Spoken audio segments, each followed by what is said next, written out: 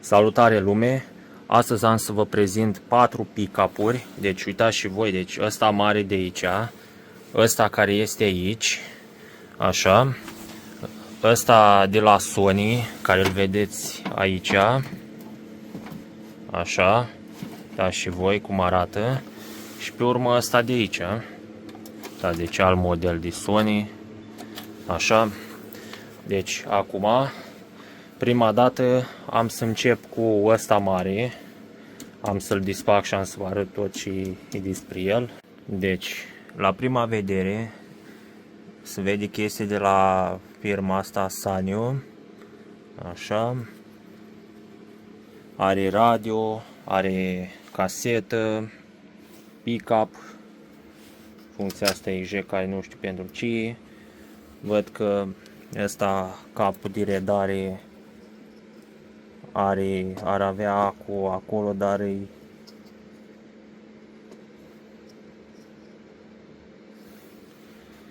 foarte mic. Dați aici modelul tot, intrările.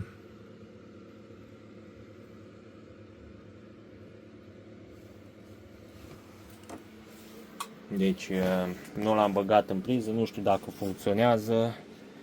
Acum am să îl bag în priză. Deci l-am băgat în priză. Văd că nu se aprinde nimic. Nu știu care e treaba cu el. Cea văd că are volum. Deci ăsta e butonul de pornire.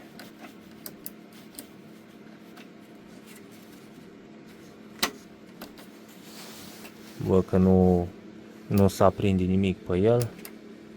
Deci abia acum au cuplat. Am apăsat aici pe postul FM Auto, s-a aprins beculețul ăsta de aici. Văd că are treble, are bas aici. Pe ăsta e volumul. Chiar am să pun o boxă pe el să văd dacă se aude. Deci am conectat o boxă, uitați aici. Deci canalul frontal.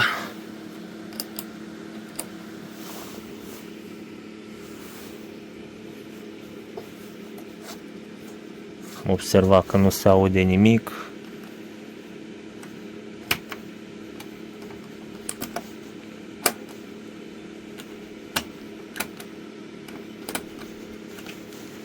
Văd că butoanele rămân blocate.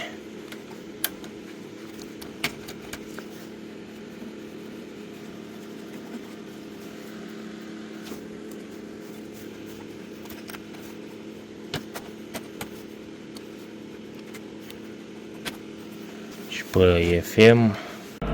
Până la urmă am găsit care era problema. Aici în spate la difuzor nu făcea contact cum trebuie, l-am mișcat, deci am să pișcoleacă sunetul.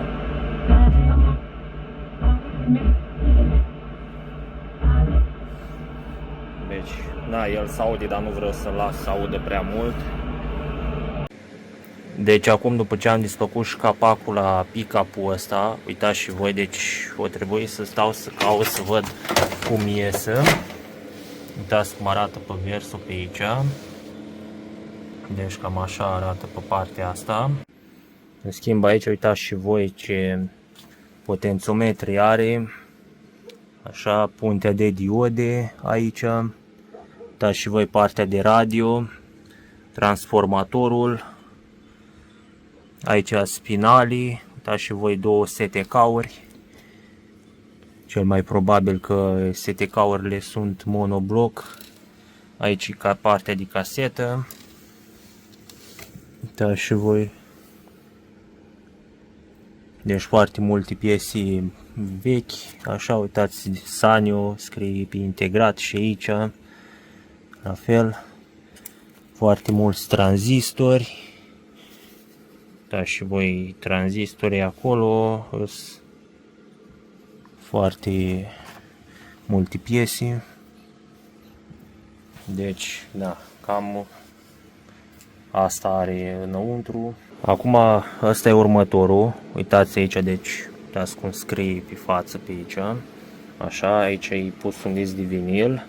Aici e capul ăsta de redare. se vede că lipsește acul de pe capul de redare. Discul ăsta am să înlătur de aici, așa, da și voi cum arată, e murdar tot de pământ. Acum am să vă arăt și partea din spate, uitați aici ce simplu e. Acum după ce am desfăcut șuruburile, uitați, deci are 4 șuruburi aici deasupra și 2 de desubt, astea sunt piciorușele. Așa, acum am să îl dau într-o parte, uitați așa, frumos. După cum observ aici, văd că are un condensator din ăsta, mai are niște condensatori. Așa, pe placă sunt 2 circuite de amplificare, transformatorul ăsta de aici, așa. Nu știu ce tranzistori sunt ăștia, dar am să desfac, am să mă uit să văd mai exact ce tranzistori sunt. Se pare că tranzistorul final este cât 835 și ăla cred că e de aici. Așa, da, și tranzistorii prefinali aici.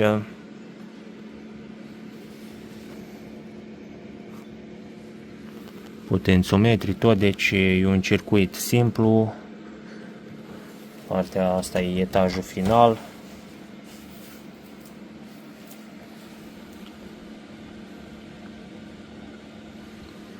Deci cam atât pot să arăt despre acest pick-up. Acum am să trec la următorul. Poate la următorul am să pot să redau și o melodie, ceva. Acum am să vi-l prezint pe ăsta. Uitați aici. Sărit ăsta un pic de aici. Uite așa. Aici așa arată cum vine pus ăla. Deci aici are capul de redare, doar că îi lipsește acul. Deci nu are acul ăla de redare, e smuls. Așa. Aici selectează viteza. Așa. Deci pe ăsta nu prea aș avea ce să desfac, din cauza că nu prea are cine știe ce înăuntru. Și ăsta e cel de-al 4-lea pick-up, care mă gândesc totuși că funcționează. Se ridică capacul așa. Uitați, deci la prima vedere se vede capul ăsta de la Sony. Uitați, deci are și acul acolo. Uitați, dacă mișc o leacă de asta se învârti. Uitați și voi. E ceva defect aici, dar nu știu acum exact ce.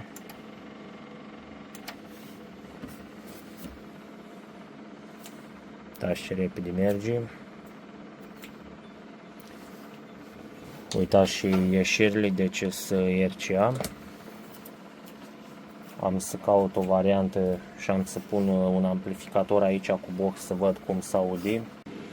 Acum, după ce am conectat pick-up-ul la stație, așa, volumul este dat așa la un volum de 25%. Acum să-i dau, să-l pornesc. Să-i dau play.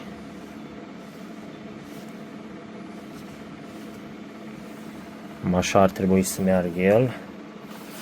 Poziția asta.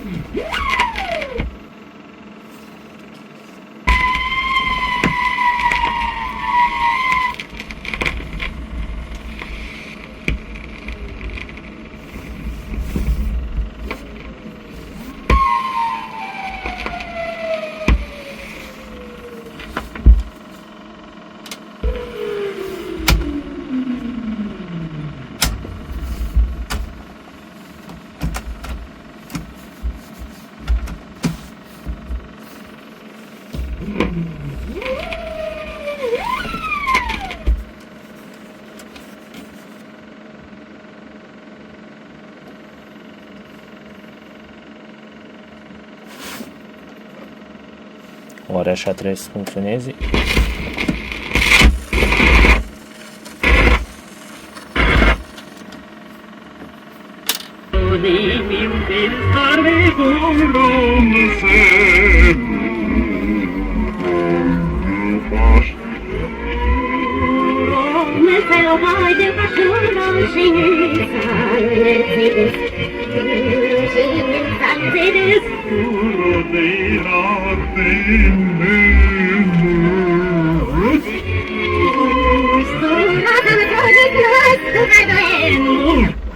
Eu, draguțo, nu ți dor să mă saruți.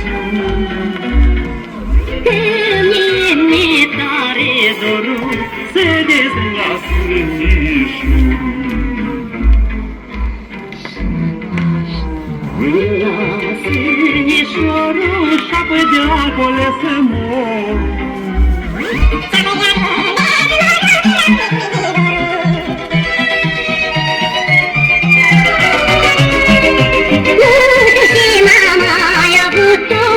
Și de-a mai făcut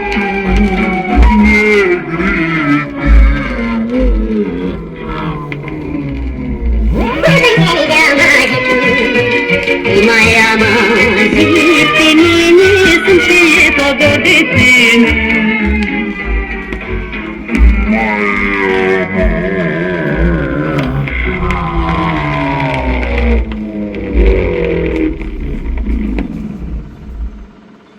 Deci, cam ăsta a fost videoclipul, na, nu-l mai disfac, oricum se vede că firele de la capul ăsta duce direct pe RCA-uri și e nevoie neapărat de un preamplificator. Acum bănuiesc că curelușa de la motoraș e uzată sau nu mai este, nu știu, ori e prea largă.